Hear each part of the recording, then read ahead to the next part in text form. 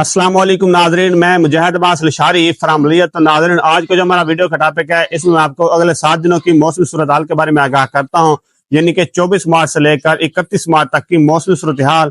کیا ان دنوں کے دوران کوئی بارش کے امکان رہیں گے؟ جی ناظرین، بیک ٹو بیک سپیل آئیں گے اور مختلف علاقوں میں گرج چمک کے ساتھ بارش کے امکان بھی رہیں گے۔ تو مزید تفصیلات پر جانے سے پہلے آپ سے گزارش کرتا ہوں کہ آپ میرے پیج مجاہد لشاری کو فالو کر لیں اور میرے یوٹیوب چینل مجاہد عباس لشاری کو لازمی سبسکرائب کریں تاکہ آنے والی ہر نیو تک بآسانی پہنچے۔ شکریہ۔ الحمدللہ ناظرین، پیش ہو کے عین مطابق بلوچستان، پنجاب، KPK اور کشمیر کے مختلف علاقوں میں گرج چمک تیز ہواؤں کے ساتھ بارش کے امکان رہے ہیں۔ کچھ علاقوں میں معتدل بارش ہوئی ہے تو کچھ علاقوں میں ہلکی بارش ہوئی ہے تو کچھ علاقوں میں طوفانی بارش ہوئی ہے۔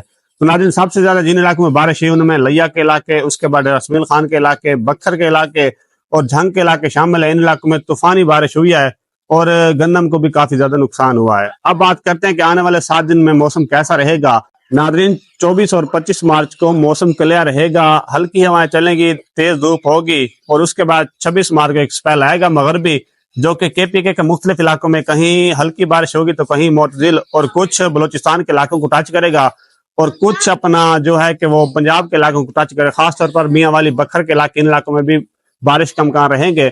تو آگے ناظرین مزید ایک دن خالی ہوگا، اس کے بعد پھر ایک چوتھا سپیل آئے گا جو کہ پھر پنجاب کے مختلف علاقوں میں، KPK کے مختلف علاقوں میں اور بلوچستان کے چند ایک علاقوں میں بارش برسائے گا۔ ناظرین، بیک ٹو بیک سپیل آئیں گے اور انشاءاللہ میں اس کی اپڈیٹ دیتا جاؤں گا۔ باقی سندھ کے علاقوں میں موسم گرم ہی رہے گا اور میں آپ کو یہ بتاتا چلوں جن کی فصل گر چکی ہے گندم کی، ٹھیک ہے، وہ پریشان بالکل نہ ہو۔ میں ان کو کہتا ہوں کہ آپ پوٹاش کی بوتل لے لیں، 1 لیٹر لے لیں یا 2 لیٹر لے لیں، لیکوڈ پوٹاش ہو، اور ساتھ میں کچھ یوریا استعمال کریں۔ جو بھی گندم گری پڑی ہے، کیونکہ وہ نیچے سے خوراک بہت ہی کم لے گی، آپ اسے اوپر، یعنی کہ گندم کی جو اپنا اوپر خوراک ہے اس کا بندوبست کریں، پوٹاش اور یوریا کا استعمال کر کے آپ سپرے کریں، جس سے آپ کی پیداوار میں خاطر خواہ اضافہ ہوگا اور کمی بھی نہیں ہوگی۔